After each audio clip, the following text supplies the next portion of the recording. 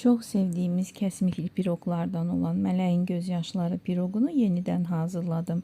Bunun için ilk önce onun üzerine azca tuz ve soyuq kərə yağını əlavə edib umat şəklinə gətirək. Daha sonra qabartma tozu, yumurta sarısı və xama əlavə edib xəmiri toparlayaq. Ərzaqların tam miqdarını açıqlamada qeyd edəcəm.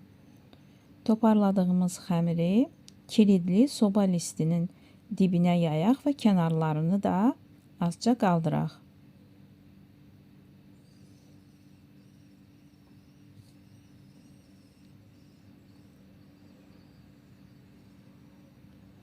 Xəmirə çəngəllə deşiklər ataq və kəsmikli içliyi hazırlayaq. Bunun üçün kəsmiyin üzərinə yumurta sarısı, xama, şəkər tozu, qarğıdalı nişastası və vanil əlavə edib blenderlə yaxşıca çalaq. Kəsmikli içliyi xəmirin üzərinə əlavə edib 180 dərəcə temperaturda 30-35 dəqiqə bişməyə qoyaq və bezəni hazırlayaq.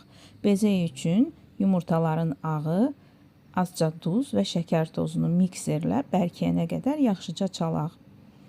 Sonda üzərinə azca limon duzu əlavə edib yenidən çalaq. Piroqumuzun kənarları qızarıb, ortası bərkidikdən sonra bezəni piroqun üzərinə əlavə edib yaxşıca yayaq və qaşıqla belə bəzəklər ataq. Yenidən sobaya göndərək. 15-20 dəqiqə 180 dərəcə temperaturda bişdikdən sonra sobanı söndürək və 2 saat sobada qalsın. Piroqun üzərində belə su damcıları əmələ gələcək. Ona görə də bu piroqa mələyin gözyaşları piroqu deyilir. 2 saat sobada qaldıqdan sonra 2-3 saat da soyuducuda saxlayın.